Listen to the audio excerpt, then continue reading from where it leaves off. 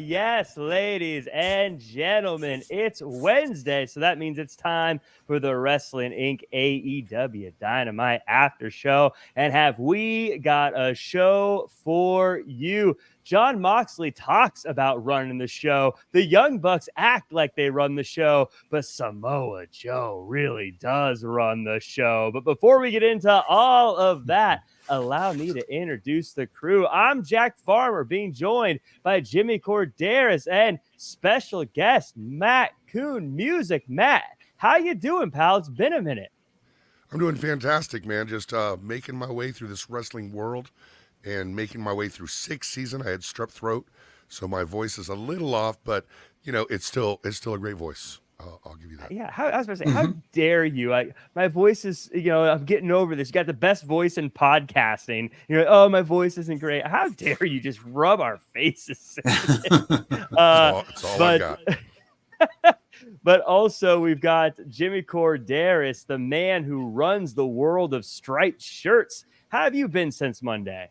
No, I'm doing all right. It's the weather's a little in flux here, but great to have the man with the greatest voice in podcasting out here with us. I wish I could say the same for me. As I've been told many times, I have a great face for radio, though. Well, I'm glad I get to hang with you fellas tonight and chat about this show. I have a feeling that things might get a little testy this week. I have a feeling we might get some conversation this week, so it should be good. I want to thank everyone who's joined us in the chat, by the way, or watching along. Like, comment, share, subscribe, all that good stuff. And while we wait for everyone to settle in and find their suits, we want to talk about a little bit of news that's come around recently. And sorry, guys, we missed the big news boats of The Rock and Netflix. We're going to talk about some other news that came out. First off, John Cena alluding to when he may hang up the boots. In a new interview with Entertainment Tonight, Cena said, quote, "I never wanted to go out there just for the sake of going out there. I'm going to be 47 this year. I feel great. So inside I feel great, but I know what it takes to be a WWE performer night in and night out. And I don't ever want to just go out there and do it to do it. I want to have the passion, the same passion as the fan base. And I want to give them exactly what they give me. The miles on this odometer say, hey, that's got to be done before 50. Jimmy, this is one of those moments in life, reading this for me. In my head, John Cena's still that new guy that is the new face of the company. It's hard. It's weird. I need you to walk me through this feeling of seeing people and remembering when they started as the young guy, still trying to work their way up, now being I've only got a few more matches left in me. Yeah, it's surprising coming from a guy like John Cena, because like you said, at the age of 47, to a lot of people like myself, that's wow, he's still got some time left, and you see guys like Billy Gunn out there and whatever magic potion he's taken, I'd love some. But you also see other wrestlers, and I hate to put it this way, hang on too long. And I think he wants to go out on a high note, do it at a level where he feels comfortable that he's going out, giving it his all, and not phoning it in, so to speak. He would never phone it in. He's not that kind of guy. He just wouldn't do that. And he honestly is the type of guy that wants to do it the way he can do it. And if he doesn't think he can do it to that level he believes he should be doing it at, I think maybe it is time for him. It's his call at the end of the day. And, being able to go out on your own terms is something everybody wants, instead of being told you have to go out. Yeah, Matt, this is one of those things where, sometimes guys like Goldberg will come back and some people will get upset. And I'm like, I love seeing Goldberg anytime he comes back. Same with Sting. We'll talk about that later tonight. And I would say, because you never know how many times you're going to get to see them ever again do this kind of thing. And I think that this is sort of one of those reminders that even John Cena has an expiration date, whether self-imposed or not. And I think it's good he's saying this, because it reminds us, like, look, if you get the chance to see him, you better go see him. You better buy a ticket, because you might not get to ever again. Well, Jack Farmer, let me say this. I've been watching wrestling a very long time. and I bet you $1 million John Cena will wrestle a match after he's 50. Like, I'll bet 20 million. He's a wrestler. And think about what WWE's doing right now with Netflix and how good they are at bringing people back for one-offs. Like, let's say it's John Cena's 53 and he gets a chance to have kind of a Roman Rock type moment. He's going to take it, and we're going to see it. John Cena has a lot. Also, his acting career has taken off in a way where maybe he'll be a bigger star in the acting world, a couple years from now. If you watch Peacemaker, it's one of the greatest TV shows I've ever seen in my life. And yes. he's the reason why. Him and James Gunn, he's got a big future in acting. He's going to keep being a bigger and bigger star, but he loves being a wrestler. And also, like all wrestlers, he loves money. Yeah, great points. And, it's funny. It's kind of like Shawn Michaels, I guess, where he's like, I'm done. And then they're like, well, we got a pretty big paycheck for you if you're willing to do this tag team match. It's like, well, I guess I could go back for one more. Right. I don't say that making fun. I'm saying that being smart. He was talking about his hair. His hair retired. He did not retire, but his hair had its last match. But you make a classic point there, Matt. In the wrestling world, never say never. And like they say, regardless of whether you're booked for the show or not, if you show up to the building to even just say hello to the gang, make sure you got your gear in the car. Yes. And that goes for everyone. Every time I go anywhere, I have a suit ready just in case. But yeah, it looks like, Matt, a lot of people are agreeing with you in the chat.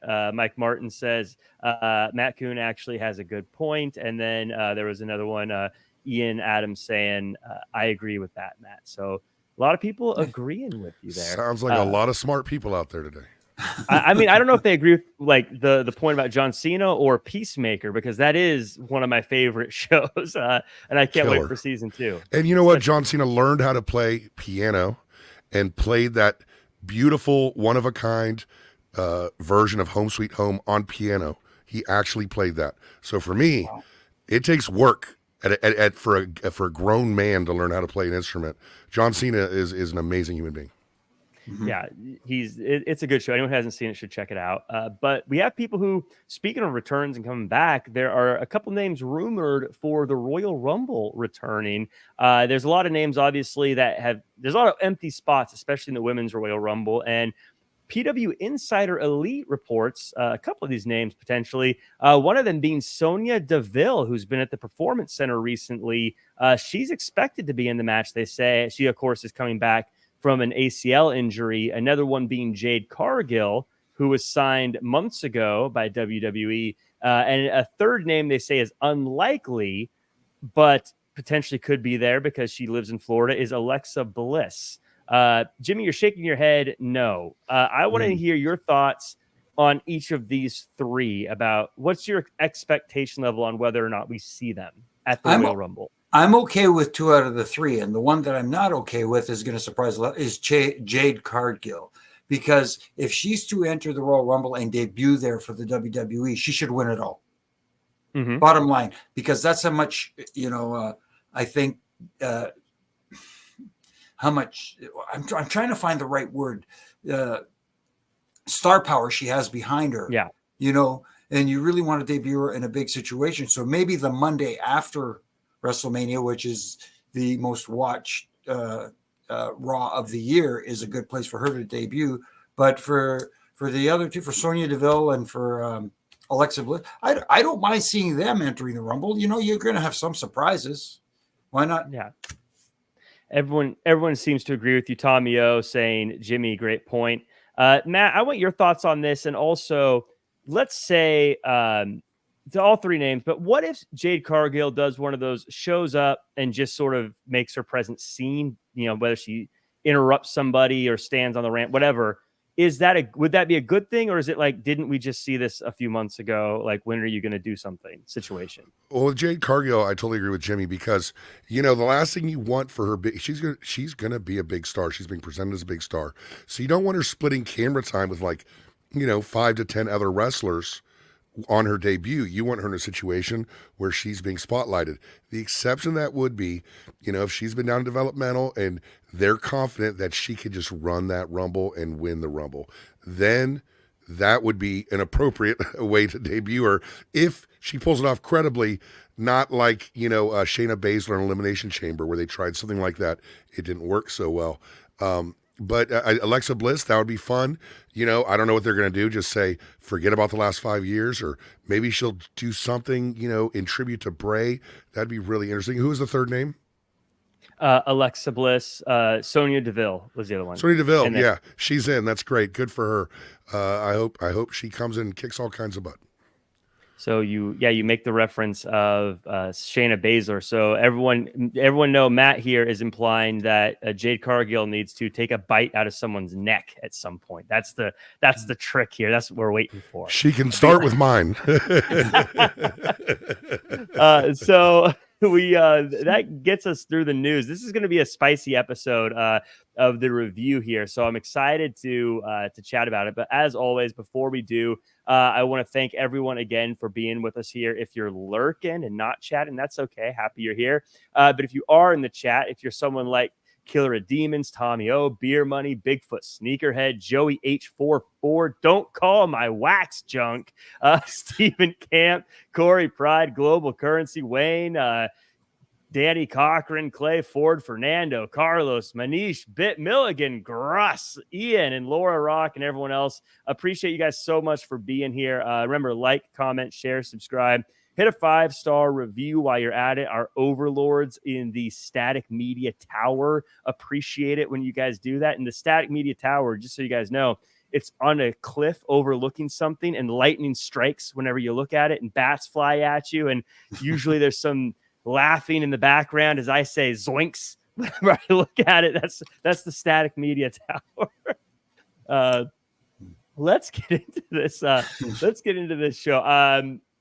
We start off with Samoa Joe comes out and he says, no more title shot handouts. No, everyone will have to fight each other to get a shot. And that shot will be the worst night of their life. Hook comes out and shakes Samoa Joe's hand before Joe tells security to, quote, get the unworthy out of my ring. Matt, I loved this in this beginning of the show. I love Samoa Joe, the way he handled himself. I love the way he was that final boss jerk character that truly believes he's better than everyone else, but sounds like he can back it up. But also I like that Hook came out looking like an honorable, scrappy fighter that's not going to give up. I like the segment a lot. I think Hook needs a lot more practice talking, because it's very important, even though he's kind of this, post-ironic, kind of above it all, early 20s, kind of guy. It wouldn't help for him to actually emote, and to see more than one emotion from him when he does these things. I thought the security guys coming in and fighting Hook was a little awkward, but Joe, fantastic. Joe is the champion. No slam on anybody, no slam on Max, but Joe is a champion they've needed for a while. And also the crowd sucked. Yeah. The crowd did him no favors here. But Jimmy, I want your thoughts on this intro. I agree. I feel like it's one of those things that's baffling that this is the first world title run Samoa Joe has had since he signed with WWE years ago. He just feels, looks, and sounds the part. I feel like Samoa Joe could sing the alphabet in an intimidating way. But that's the thing. He is so believable of it because it's authentic coming from Samoa Joe. I like the different look with him in the suit, presenting himself. Hey, I'm the world champion. I'm going to look like a world champion too. And we saw, as we've heard, for the last little while, we know he can talk. That was the only issue, like you said, Matt, that I had with the segment is Hook coming out, getting not much of a reaction from that Savannah, Georgia crowd, but, coming in to show that respect to Joe and saying, as they were kind of giving that guy hug thing, saying, I will be back. I would have liked a little more explanation, like him coming out and saying something to the effect of, hey, look, I got my ass handed to me last week and I know it. But you know what? I learned from it. It doesn't make me weaker. It makes me stronger. And you know what? You are the world champion right now. Enjoy it while it lasts because, brother, I'm coming after you. Or something along those lines. Make it feel make it feel authentic. Because I hate to sound like a broken record here, but make it feel like it's you talking, not wrestling promo time. If I'm nitpicking this, again, I really thought they knocked this whole thing out of the park. I thought everyone came off looking better because of it.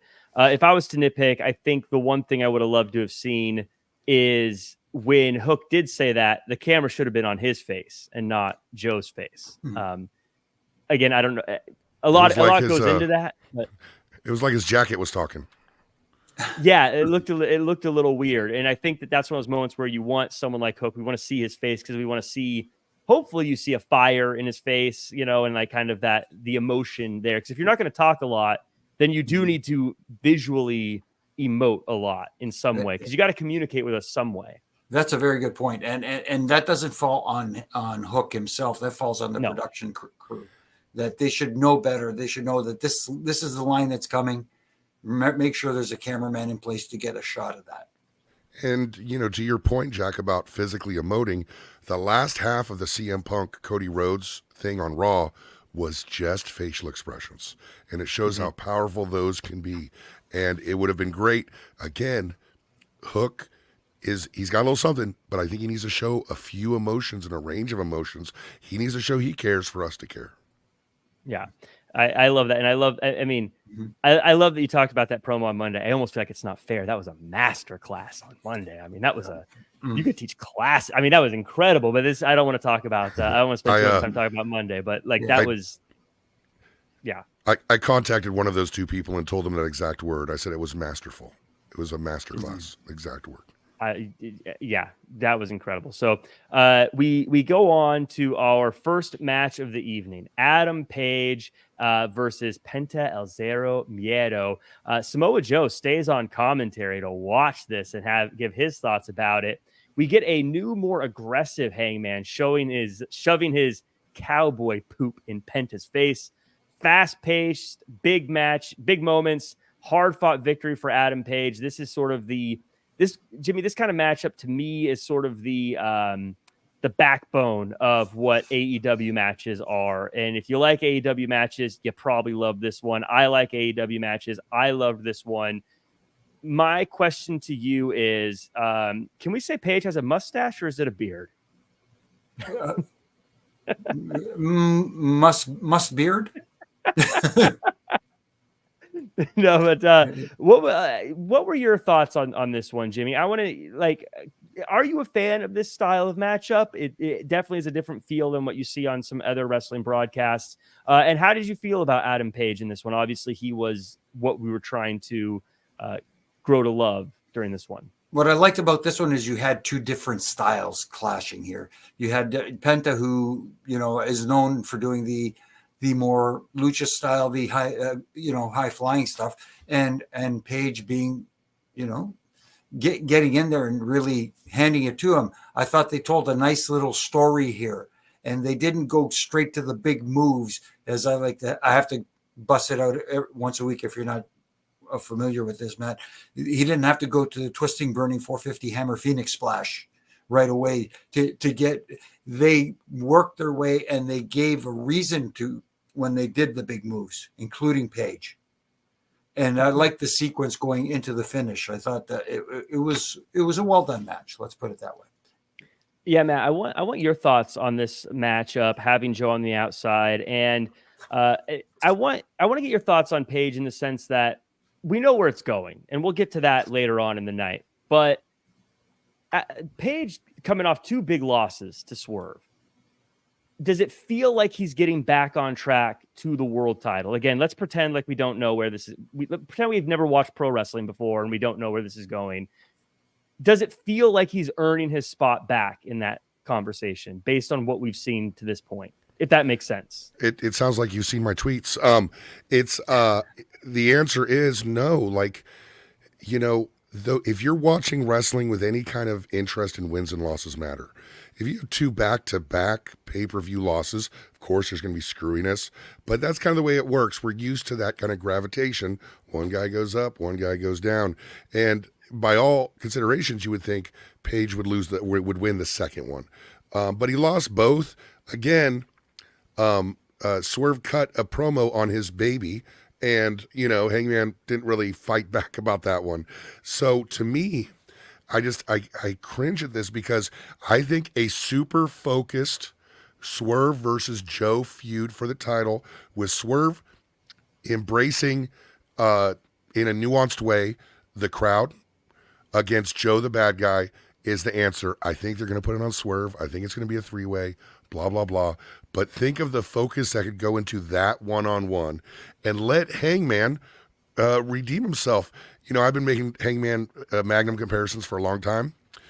Treat him, if you watch Magnum TA, he got over in Crockett by doing short matches, really short matches, a lot of them. And he's got that same charisma. So I think they need to maybe have him do something else. I agree with you. And I want to say, and I tweeted this as well, I think Adam Page in many ways is the soul of AEW in a lot of ways. I think, especially if you're like a fan of AEW, he's just one of your guys. I think everyone's going to love him forever.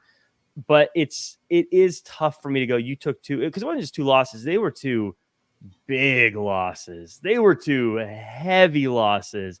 And so to just be like, never mind, I want to get back in the world title picture, it stings a little bit. And I agree with you, Matt. I think I'd be okay with Adam Page rolling over people for the next few months to get back up to where he's in that conversation. I'd be okay with him coming out, buckshot lariating, a ton of people, even if we had a bunch of people who are, I guess, below him on the card that are obvious wins for him, just to get those wins going and get that magic going again. But they said he's undefeated this year, but the level of the Swerve losses were so big. It's kind of like Cody Rhodes after WrestleMania couldn't just be like, well, I'm back in it, right, guys? Like, no, you got to like get back into it, because that was a big loss. And so I love Adam Page. Adam Page over the past 5 years, probably one of my top 5 personally, but I do think that he absolutely needs to.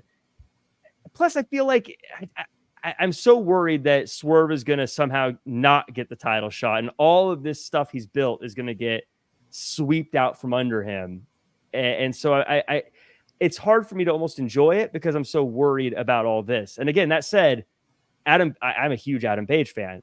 This is not a hating Adam Page thing. It's just in this moment, it just feels like, I don't know. I hear you. And this isn't a hating AEW moment either. I don't want them. We talk about missed opportunities. We don't want them to miss the opportunity with Swerve, with Page. We saw what happened with Wardlow. We don't want them to get, as I refer to it, we don't want them to get Wardlowed. Yeah. It's, we got a few people in here. Corey Pride saying, I agree with Matt. Vizik Mon saying, more Matt Koon with heart emojis. Justine saying, Matt speaking facts. Ian saying, no, Jack. I don't know what that was about. I started, though, to say, I can't remember what was that? What were you disagreeing with me about, Ian? Stephen Camp says, Penta should have been a bigger star. Corey says, Penta should have won.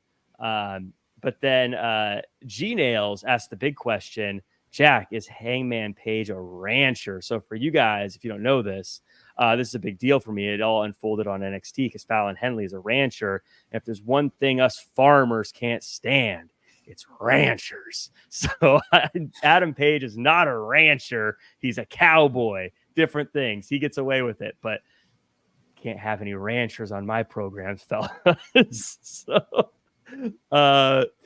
let's move on. We got the Young Bucks show up late for work, and they want to be treated like bosses, and they make sure that everyone like Top Flight is working hard. Matt, I want to get your thoughts on this. So I know that it's very split on social media, this Young Bucks presentation. I want to say I believe that wrestling is better with characters. I think characters are the backbone of pro wrestling. And right now they are playing characters that I think are more interesting and open the playbook up for them as far as what they can do and who they can do it with it way more than the Young Bucks they've been in the past. So I am a big fan of what they're doing. Do you agree, or am I off my rocker? I think if executed a certain way, it can be extremely effective. I also think the way it's been done has not been great. Like, I think we should have seen some physicality at this point. I would have had physicality off the jump, and just from my experiences with these fellas, I know that they say that the best characters are ones where it's your true personality turned up to 11, and I think they kind of got that. So I think this is something that's true to them in a little bit, and also let's get that physicality involved too. Let's get some emotions involved, not just smarmy young bucks. If they do whatever they do, if they do this, stick with it. Don't just switch to something else in 2 months. Yeah, I do think they got to follow through with it and have it not be just a little short-term thing. But Jimmy, where do you land on the Young Bucks? I want your overall thoughts, but also if you had to choose between how the Young Bucks have been presented throughout their history of AEW and how they're being presented now, which one do you think is a better characters for the show? I think if done correctly, like Matt said, this version of the Young Bucks could be the best version of them so far presented on AEW, because what we've had so far is what people knew when they were everywhere else. But I will disagree with Matt on one thing though. I'm glad they're not doing the physicality yet, because we don't know what kind of physicality we're going to get from the Young Bucks.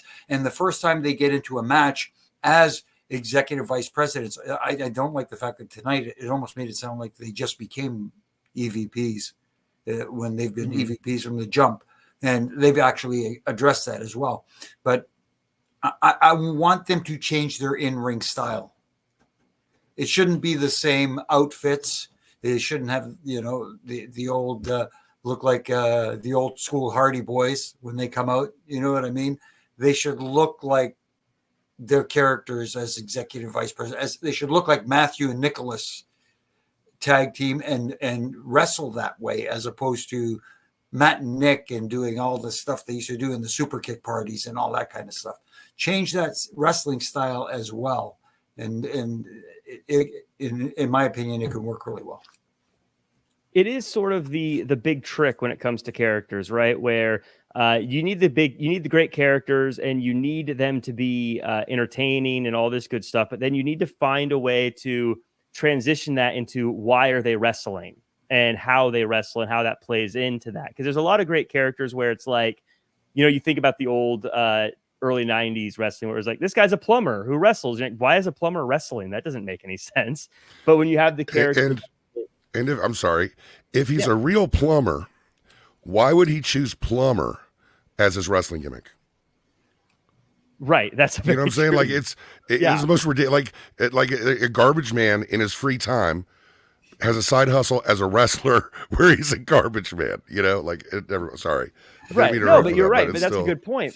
That's a good point. But that's where I always thought guys like IRS was great because he was there to collect the taxes. That's why he's wrestling. That's why it's a silly connection, but it's okay. I get that. There's a connection. Kane is wrestling because he's trying to get back at his brother who's a wrestler. So this is his chance to fight him. That's why this monster is in the ring. It's finding a way to get that in there. And so now if they're being the executives, now we got to figure out a way, or I hope they figure out a way to show why they're in the ring and why they're fighting instead of just being, I am also a executive. You know what I mean? Like it's subtle, but there's something there, as far as how you make that work. Someone who people used to say this about a lot, same thing, is Orange Cassidy. And he says, yep, I'll defend my title against Roderick Strong at Revolution, but there are 6 weeks until then, so I'm going to keep wrestling. This was a pretty quick thing. And before we get into the match that happened later, Jimmy, it feels pretty straightforward. I think the idea of this story is Orange Cassidy is going to take a beating between now and Revolution, and Roderick Strong is going to try to cash in afterwards. Yeah, that's simply put. That feels the direction it's going, and I get the whole Orange Cassidy character. It's just not my thing, that devil may care attitude. Like, yeah, you want to have a match, whatever. I'm just going to go out there and wrestle. Matt, what are your thoughts on Orange Cassidy? I don't know if I've ever heard you say your thoughts on Orange Cassidy. How do you feel about him, and how do you feel about the game plan as it appears? I could be wrong. That's just how it seems to me on this. How do you feel about the game plan of marking this match so far in advance? I saw Orange Cassidy before he was in AEW. And I remember just being blown away. Like, just being blown, because this crowd response was like nothing I'd ever seen. I talked to a wrestler in the match later, and he's like, was that too much haha? And I go, no, it was cool. And the next day, I remember sitting with Conrad Thompson for breakfast at the hotel, and I was like, have you seen this Orange Cassidy guy? And Conrad's like, yeah, he's good. I'm like, man, he just blew the roof off the place.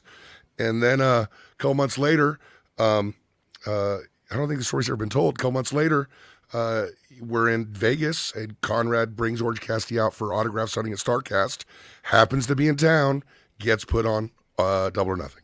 You know, so always liked Orange Cassidy. As far as, it's kind of a crazy story. And I've got to meet him later on. I've played Jenga with him. He's a good guy. He understands the character. He's super smart. But as far as what he's doing now, it's fine. But the one thing I don't like is that it's just another one of these awkward match announcements by AEW. He's like, apparently this is going to happen. And it seems like they need to find a better way to announce some of these matches sometimes. I agree with that completely.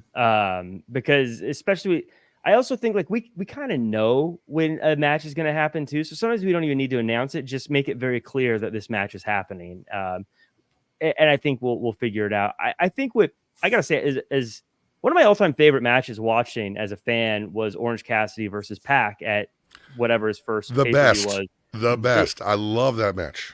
I'll be honest, I didn't know who Orange Cassidy was. I just saw the little things he was doing on TV. I was like, I remember even talking about, how am I supposed to get behind this guy who doesn't even care he's in the ring, you know? And then when they start going, by the end of that match, I had the biggest grin on my face. I was like, this was the most entertaining thing I've ever seen. And he did it a few times. And I feel like I love Orange Cassidy, but I think they're kind of going the wrong way in that they're having him defend the title all the time. I think he needs to. Brock Lesnar's a weird comparison for Orange Cassidy, but like where he only comes out every now and again, it's like, ooh, you got to face Orange Cassidy, and you get the show only a little bit, as opposed to every single week. Because I think when you see it every single week, you're like, oh, I've seen the show. There's no exception to that rule. Yeah. The less you see something, the more effective it is. Thank you. Yes. Well, I mean, Wardlow post MJF would probably there's always a tipping point, right? But still, you know, there's that fine line. But again, you're absolutely right, Matt. You can't present him like he used to. For how long there was he the first match every week? At some point, you go, okay, it's. But I gotta tell you, it's electric in that building when he comes out, man, for real, every time. Yeah. I get what they were trying to do with it, because they wanted to make that title feel important, like the workhorse title, as they always say. I just don't think Orange Cassidy's good enough to do it. I just think he's so entertaining. You should make me pay to see him. is what I'm saying. But speaking of Wardlow, he had a match against Trent, and for the first time in a long time, Wardlow was tested. Trent outsmarted Wardlow and even got the ref distracted so he could use a chair. But eventually the power of Wardlow was too much, and we got a very large power bomb. And then the best friends chase off the Undisputed Kingdom. Jimmy, do you think it was a good idea to have Wardlow get pushed a little bit at this point in his build, or should he have continued just crushing people? I like Trent Beretta. He's a good guy, and I don't want to badmouth, but I think he got too much offense in against Wardlow. Wardlow right now needs to look like a monster, a beast, and he didn't. He looked like it when he did his finish. Yeah, but before that, he just looked like another big guy who gets, has to work to get that the win, especially against, again, Trent. I like the guy, good dude, but he should have got absolutely murdered. Yeah, I agree, because I'm also a fan of Trent too. But yeah, I kind of feel like we need to see. We're still trying to show that Wardlow should be a future world champion if that's the way they're going. Matt, how do you feel about how this match went down? And also, do you like the idea of a best friends Undisputed Kingdom kind of side quest before they start making that push towards the world title? I guess it's fine, but it's not really like a high profile deal where you would want for such a huge thing as the Devil in the Kingdom and all that. And again, like Jimmy, I like, Trent, sorry, he always wants people to call him Greg. Him and Chucky always use their real names when they talk to people, and I like him too. Maybe he shouldn't have been in the match. But here's my question, philosophically: if you have a championship contender, Wardlow is a championship contender. He's the one they're saying is going to go for the championship eventually. Should your championship contender be better than the other wrestlers by such a razor slim margin? Right? Like in the NBA, some teams make the playoffs, some teams don't. And when the teams that don't make the playoffs meet the teams who do make the playoffs, they get beaten badly. That's just the way it goes. So if you have a championship contender, there should be more, I don't know if parity is the right word, but there should be a bigger distance between them and the other guys. And if you don't want to use Greg, you don't use Trent, you want to use somebody else. But it has happened all night long where you have these guys you're supposed to be taking as strong guys, but they're barely beating these guys. I mean, Penta had a great match. That's not the way it should go if you're trying to make Hangman look great. Yeah, I think there's sometimes a discrepancy in whether or not a wrestler is, a good wrestler versus are they hot right now. I love Penta. I was a big Lucha Underground fan, and when he first came to AEW, I was like, this guy is a star. But Penta isn't exactly winning a ton of matches on TV, so he's not necessarily hot right now. So I'm not like, oh man, he's the guy to beat. He's great. But I guess the same thing with Trent is he's not exactly winning a ton of matches and being presented as a threat. And so I think sometimes that's the difference with some of these matches. It's cool, but yeah, I agree. I think Wardlow should have steamrolled Trent. Maybe Trent have a little hope spot somewhere in there, so it's not totally dominant. But yeah, we'll have to see where that goes. But a roll up, never mind. Anyway, Ian Adams, by the way, with a great point. Wardlow's growing his hair back, which will increase his powers. That is actually true. They teach that in the Hart Family Dungeon, I believe. I wouldn't know anything about that, but anyway. Deonna Purrazzo and Toni Storm. We talk about entertaining. These two have a promo that goes back and forth. And Toni Storm with her timeless style. And Deonna calls her out for being different than the person that she used to know, including a tattoo. This leads to a fight with Storm and Luther getting taken down, and Deonna Purrazzo standing tall with the title. I'm going to start with you, Matt. I want to talk to me a bit about Toni Storm and because I feel like Toni Storm is another divisive character. Again, I love characters, and this is a character, and I think she's nailing it. But do you think she's too silly to be the champion? No, not if it gets a reaction, not if it makes money, not if people are into it, not if it's popular. I liked how they did it tonight. I think there have been some awkward turns in trying to turn this movie starlet into a wrestler on screen and some awkward transitions. I thought the segment was tremendous. I thought it was the best thing on the show up to that point. And Deonna, if you don't know, I did Deonna's theme song for Impact. And then it was replaced, as they all are, when she went to AEW. But she used it for like 3 years, So, man, Deonna is just, she's so strikingly beautiful. She is really great on that microphone. I think she really showed she belongs on television, and I'm super happy for it. Could have happened to a better or more deserving person. Yeah. Global Currency says Toni Storm is the best in the company, and she barely wrestles. Tony Kaname Karan, I'm sorry if I mispronounced that, says Timeless Toni Storm was snubbed at the Oscars. Jimmy, I want your thoughts on. So two things I want you to talk about, Jimmy, is one, just how good. I think the beauty of what Toni Storm can do is it's almost Stephen Colbert-ish, where she's this character, but it feels like she's ad-libbing and doing things in this character, and it feels exactly like what that character would say and do, as opposed to just like a pre-done character. But also, I want your thoughts on Deonna Purrazzo acknowledging kind of that this isn't who Toni Storm really is. Like, she's kind of acknowledging this is either something's wrong or you're playing around. How do you feel about her acknowledging that difference as well? First, about Toni Storm, I really love the Toni Storm character, and like you talked about, when she speaks and when she goes into her little tirades, for lack of a better term, they sound authentic. They don't sound like I'm reading from a script. This is coming from her. It's almost we talked about John Cena at the beginning of the show. Like John Cena could bust a rap out about anything at any time. All you have to do is give him a subject and he can go. That's how this feels like with Toni Storm.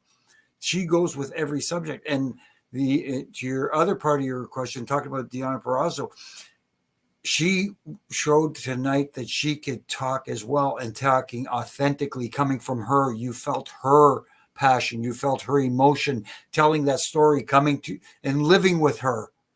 And, you know, she mentioned the only thing I wish you would have explained the tattoos, because they both have the same tattoo. Why? Mm-hmm.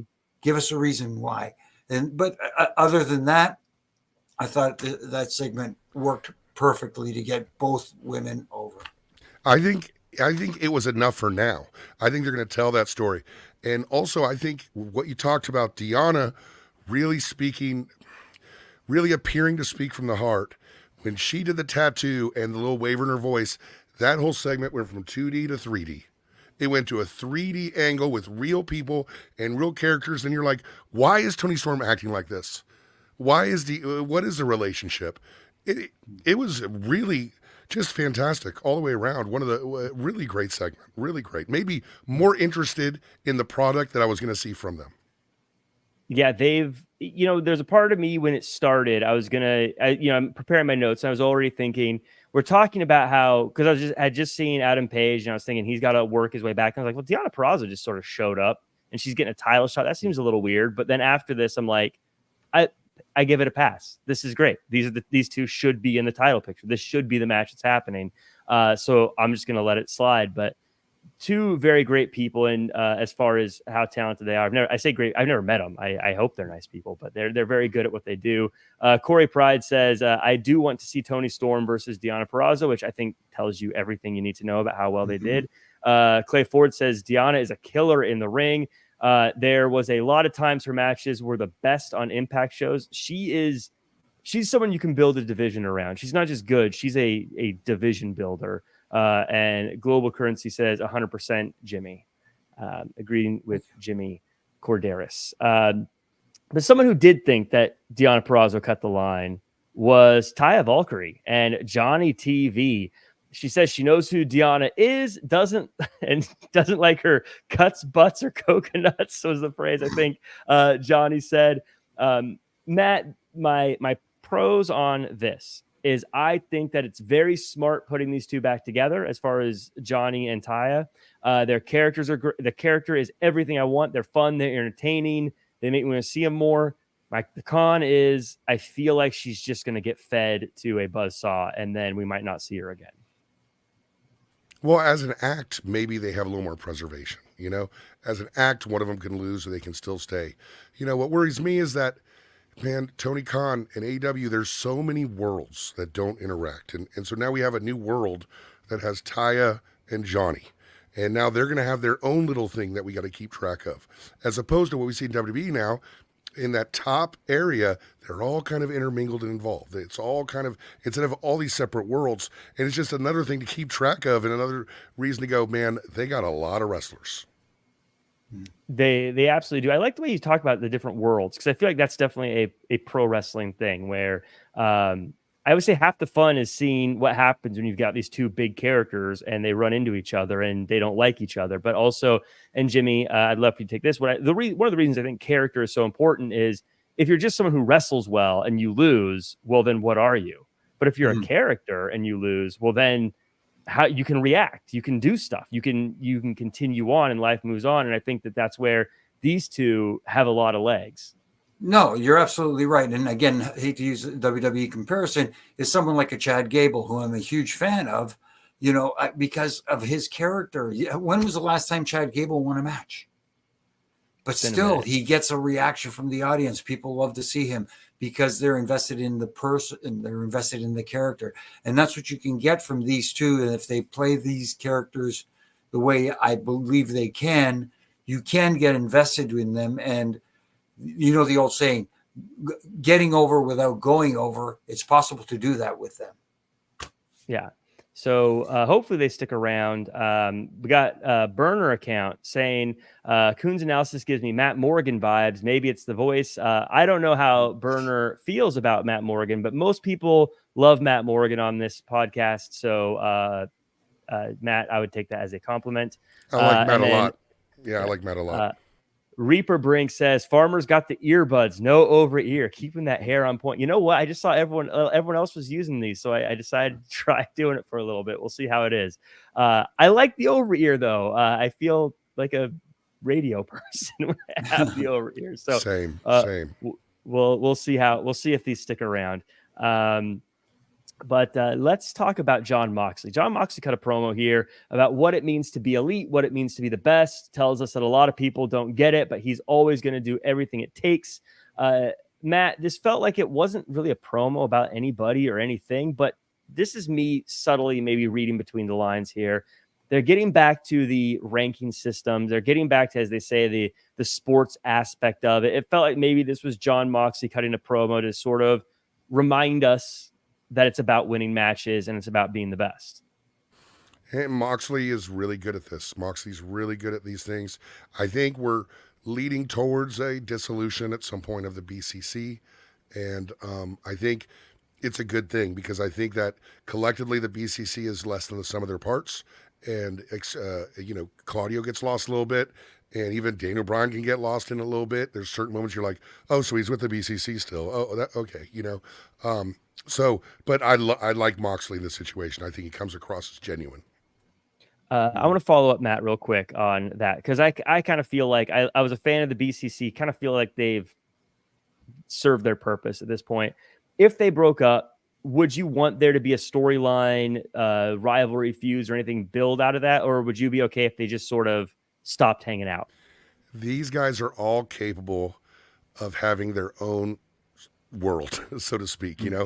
And I'm just going to drop every name in the world today. My old podcast host made his debut on NXT this week, William Regal. And of course, William Regal put the BCC together. Made no sense for me to keep it the BCC after he left. He left me about the same time he left AEW. And it's good to see him on TV again. But man, that BCC, Mox and Danielson and Claudio can do some damage separately. Yeah. I agree. Jimmy, thoughts on Jon Moxley and maybe the future of BCC? I agree completely with what you guys said. The future of BCC should be terminated, for lack of a better term, and all three of these guys can go their own separate routes, so they don't need to fight each other or get into a kerfuffle, so to speak, to break up this faction. It could be, listen, Blackpool Combat Club, we've done what we can, but now it's time for me to branch out and do what I can do. And that's what kind of Jon Moxley felt like he was doing tonight in that promo. It felt, like you said, authentic. It felt real. It felt like Mox. Yeah. And saying, listen, don't forget about me. I'm not going anywhere. I'm coming back, and I'll do anything I can and anything I have to do to be the man. We got, speaking of guys who will do anything it takes to be the man, Swerve Strickland has a match with Jeff Hardy, two wrestlers that are really beloved by fans, no matter what they seem to do. Hardy being one of the few people I think that can split the crowd with Swerve right now. Swerve showcase, got a win. Matt, I'm going to go back to you for this one. I loved the booking of this in the sense that beating Jeff Hardy will always look good. But also it makes it really hard. It makes it harder for people to cheer Swerve, which people clearly want to do. So I thought that was very clever of them to put him in this match as opposed to against someone who they might cheer him for regardless. I have 3 rants I was going to do tonight. This is the third now. Okay. So I don't know, Jack Farmer, for me, I like my stories to have an antagonist and a protagonist. I think that's kind of the only way they really work. So I get it, shades of gray and all this, but I like to have a guy. I like the fans to care who wins and loses. An excited split crowd, Rock Hogan, can be amazing.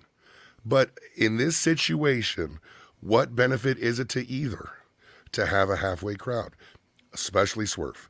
Tell me what Swerve is. Tell me what he is. Is he an antagonist or protagonist? Okay, cool. Now give me someone that makes him stronger. Jeff Hardy, they're on this weird journey right now. I don't know what they're doing, but it seemed to me like running in place for Swerve this week. Jimmy, do you agree? No, that's a good angle. I didn't think of it that way, but I am like Jack could tell you, Matt, that I am a big fan of the antagonist-protagonist thing. The heel babyface dynamic is what wrestling was built on.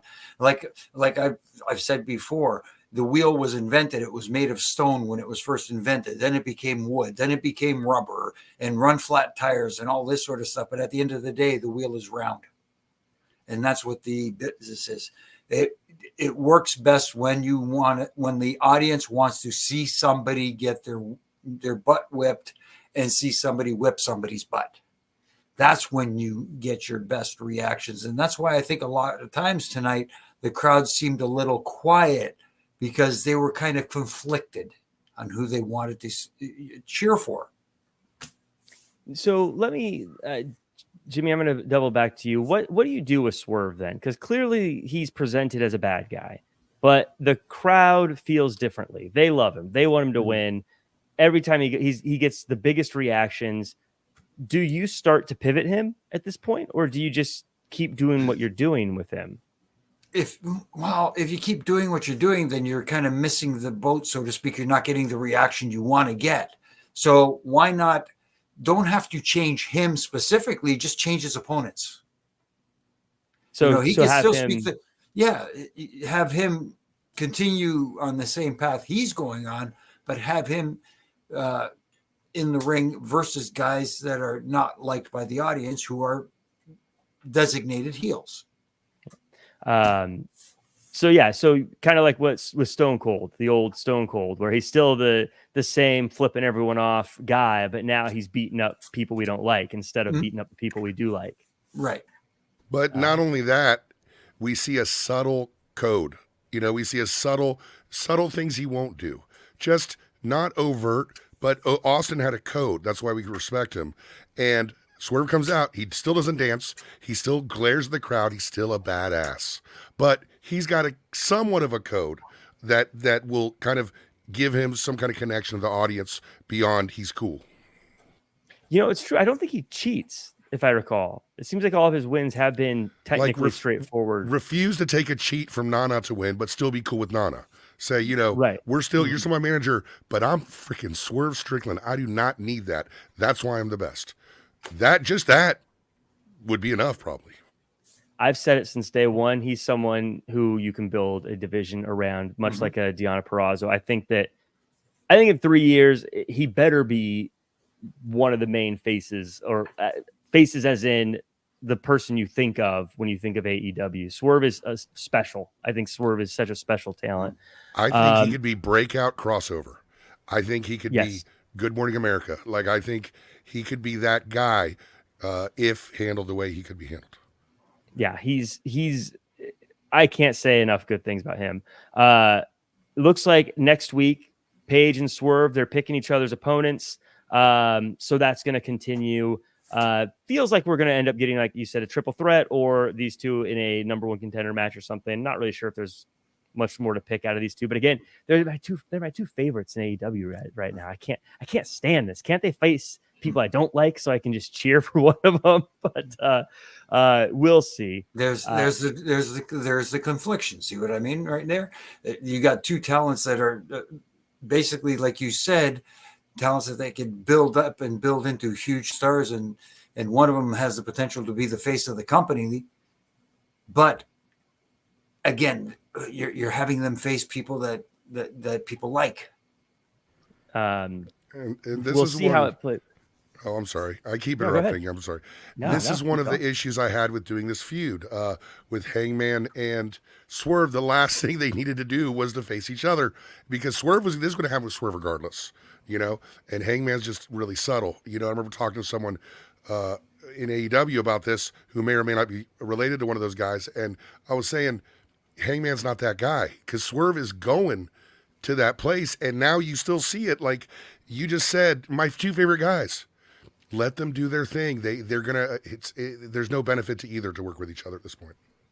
Well, I also think I agree in that after the 2 wins by Swerve, I think it was definitely time for them to go their separate ways. Like, because now even if Hangman wins, I'm going to be a bit like, took you 3 tries, man. It doesn't feel like it's that big of a win at this point, you know. Plus, you can't top that Texas death match. You're not going to beat that. Why? Anyways, but we'll see how it plays out. Thunder Rosa took on Red Velvet. Afterwards, Rosa gets the win and calls out Toni Storm. I don't know if that was her just calling her shot or if that was an intentional thing in there. Jimmy, what was your takeaways from this one? Not a whole lot to take away. The women worked hard, but it was in their usual spot. You know, like it almost felt like a filler match. Let's put it that way. And they didn't have a bad match. I'm not saying it was bad, but something didn't click. It just, I can't put my finger on it, but something just didn't feel like it caught my interest. Let's put it that way. And I hate to say that about them because they did work hard. Yeah, these are 2, Matt, that we haven't seen on TV in a long time. And kind of going back to what we have talked about in the past, whether or not someone's difference between being good and being hot in the moment, since we haven't seen either of these 2 on TV very regularly, didn't feel like I was really that jazzed up for it. I mean, it's good to see Thunder Rosa back getting a win. I'm glad Red Velvet's on TV, but I also, after it was over, didn't feel like, okay, now we're cooking. You know, it's one of these things like vignettes would help, like they did with Serena Deeb. And I really feel bad for Thunder Rosa because she had so much momentum. You know, like you go to wrestling conventions, bro, like those lines were out the door for her a couple of years ago, man. So you feel bad for her. I hope she can regain that cool factor that she had because she definitely had a little lightning bolt for a little bit. And hopefully it's not gone, you know. The crowd sucked, as I said before. So they really sucked in this match. Yeah, it was quiet. Jimmy, really quickly here, and the one thing that didn't help at home is most of this match happened during picture-in-picture, during commercial. I hate picture-in-picture. I hate it. It just drives me insane because it doesn't. How do you focus when you got a commercial going on and you can't hear the commentary because the commentary helps so much get you into the match. At least that's what it's supposed to do. I would take just a full-on commercial break over picture-in-picture. I hate picture-in-picture. It drives me nuts. And everyone does it. It's not just an AEW thing. It's across the board. Yeah, everybody who does it, don't do it. Sting and Darby Allin come out. Darby says he's always asked about working with Sting, but they're undefeated as a tag team. So they want to shot the tag team titles. Sting says, okay, let's do it. Ricky and Bill say, great, let's do it. So we're going to get a tag team title match coming up, but the Young Bucks are watching on. Matt, why do I feel like I feel like everything about this makes absolute sense, but I just got a bad feeling about it. Yeah, they're giving the titles to, Sting and Darby. I guess it's fine. I mean, they're not using those tag titles for anything anyway, so you might as well use it for this feud and let Sting retire with the title. That's pretty cool. I was very, very distracted by Sting's new makeup strategy where he had some black outline on the side and then it was running really badly on here. So I was like very just weirdly distracted by that. But other than that, a fine segment that maybe they could have done with all 4 of them in the ring.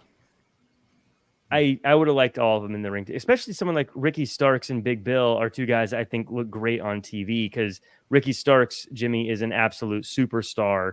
And Big Bill is huge. So let him look big and tower over everybody and look like a dominating force instead of in a box where you can't, because for all you guys know, I'm 8 feet tall, but you just see me in this little box. So I agree. I would have loved to see them live. And I don't mind Sting and Darby. I think that'd be kind of cool if he retired as champion. I feel like I'd rather at this point, since we have so little time, I'd rather a straightforward thing for Sting and Darby as opposed to the title shot, Young Bucks watching on. I don't know. It could be great, but right now I'm just a little worried that it's getting overcooked. Yeah, that's the 20 pounds of potatoes in a 10-pound bag situation here. But I do agree with it. Would have been nice to have Starks and Big Bill come out because not every time two separate teams come together. They don't have to get into a brawl. They could just do a little face-to-face, or even just, like you said, stay on the stage and have that verbal interaction where they're making eye contact. That's what's important, is the eye contact, not some pre-taped vignette from backstage where we said, oh, you guys want to take a shot at our titles? Okay, well, we accept, and as far as the whole thing with what the Bucks do later on, that looks like the match that's scheduled for Sting's retirement match, Darby and Sting versus the Bucks. I don't know. I'm going to take a wait and see attitude. Yeah. I'm not going to pass judgment just yet. That's fair. We got two more matches here, and I think they're both going to be interesting to chat about. Mogul Embassy versus the Bang Bang Scissor Gang. Bullet Club Gold comes out with the Acclaimed. We get a fun wrap. Acclaimed get the win and retain their titles. Jimmy, we talk on Raw a lot, and sometimes we disagree. You like it when things breathe. I like chaos. I like anarchy.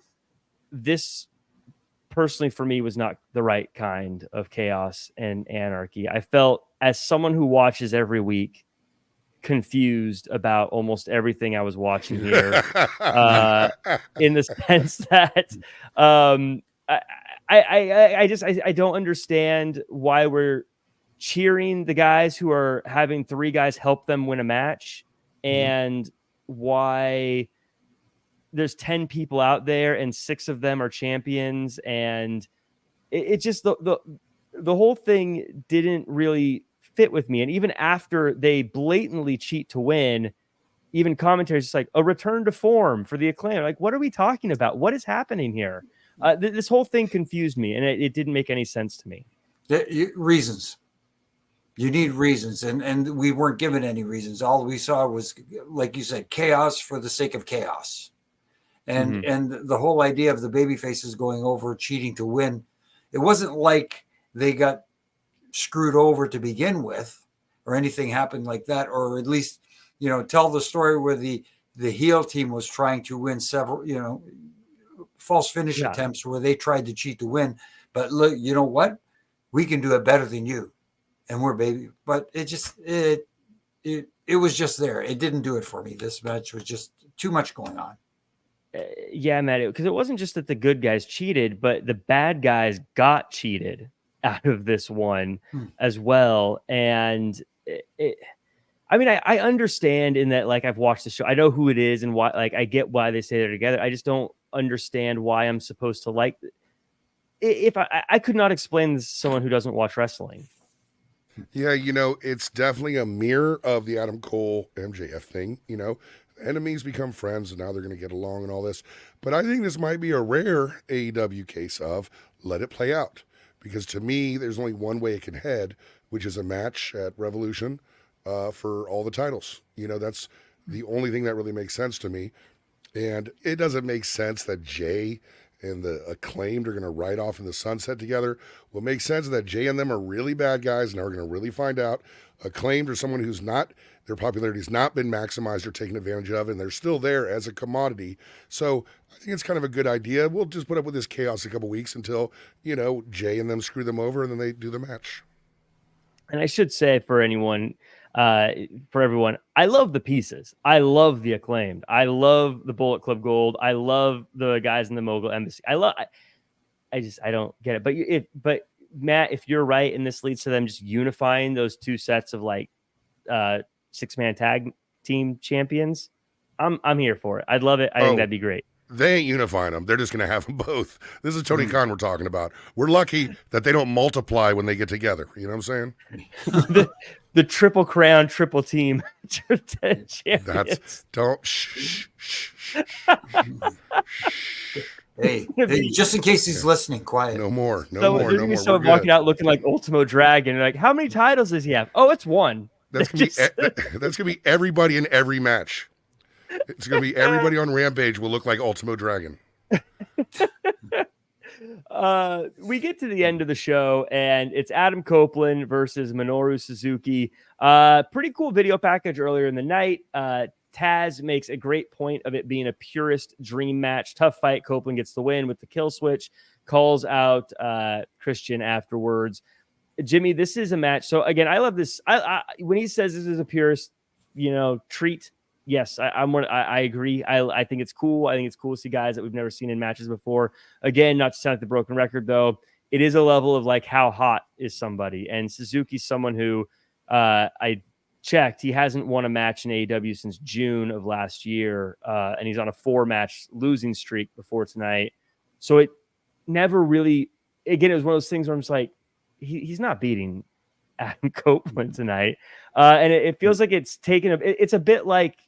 To use another big comparison, because I know Suzuki is a big star, it's almost like in WWE, to show I'm not biased. Now, when John Cena comes back and he loses, it's like, yeah, he hasn't won a match in years. It's not that big of a deal anymore. I was kind of bummed out. I felt that way about this match when I should feel like this is an absolute dream match no one ever thought would happen. No, I get that. And again, it's that AEW concept where they cater to that specific audience, that hardcore audience that knows who Suzuki is, and when Adam Copeland makes a big deal out of wanting to wrestle him, at least people go, oh wow, that should be a great matchup, seeing Adam Copeland and someone like Suzuki, and see if Copeland can survive. Let's put it that way, the toughness, because Suzuki is one tough SOB.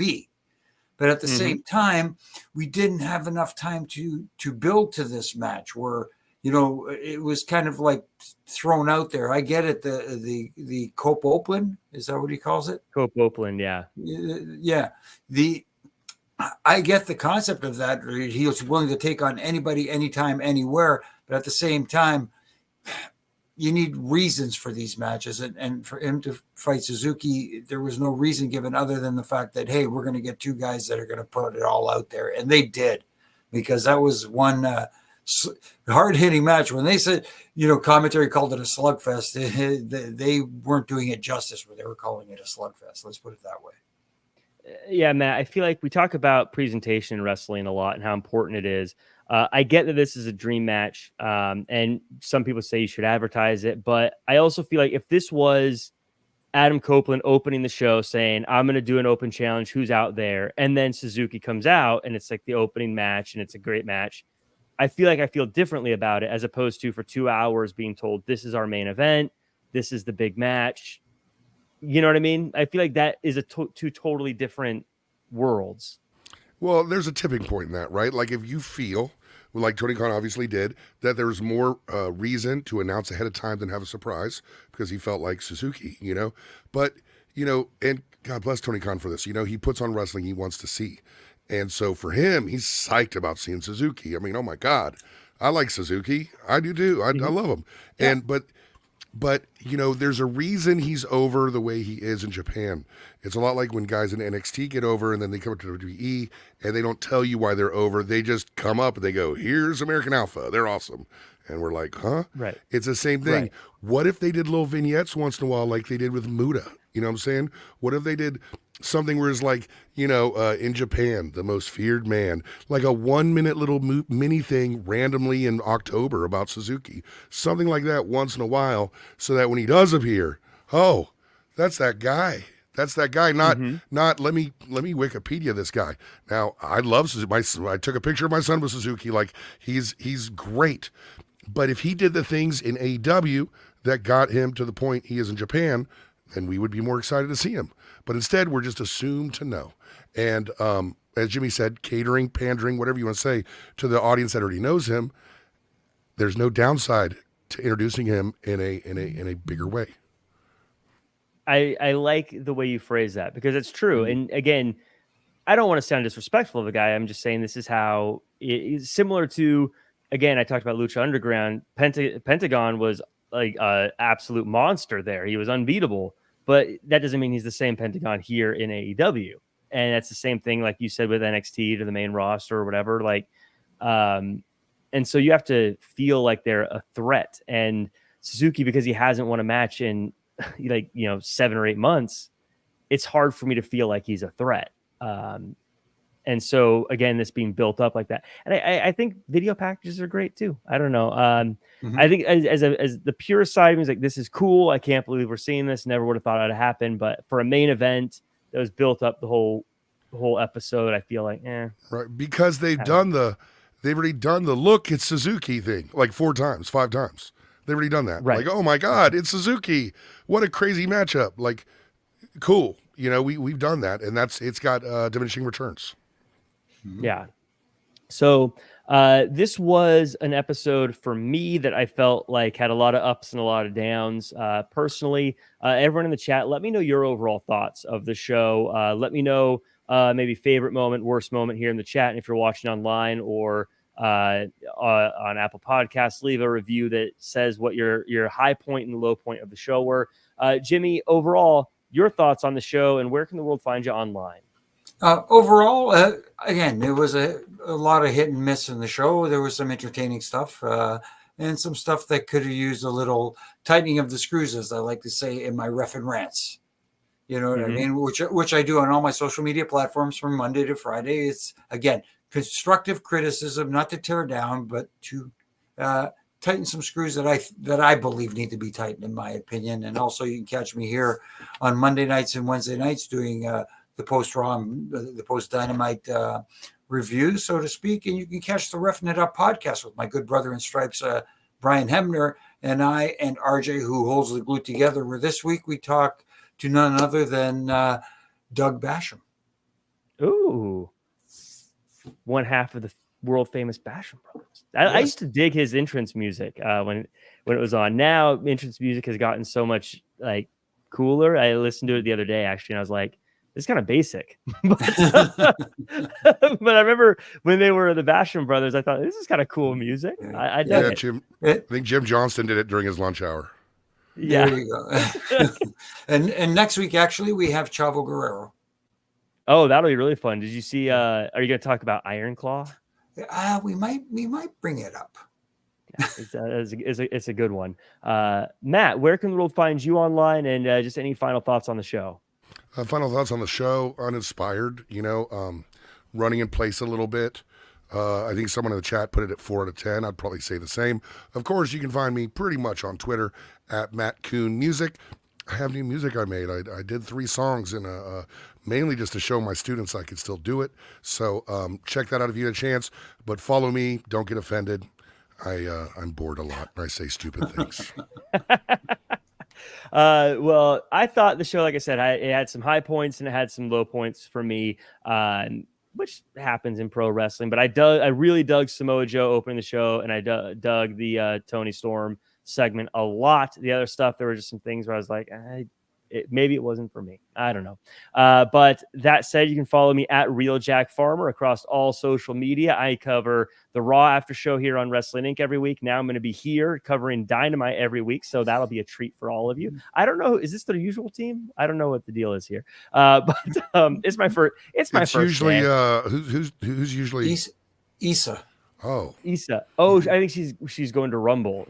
So that's probably what she's doing right now. It's very easily to get us confused. Like really easy to get us confused. I was gonna say I keep almost saying Issa when I throw it to you. But yeah, make it's sure to my follow... exoticness.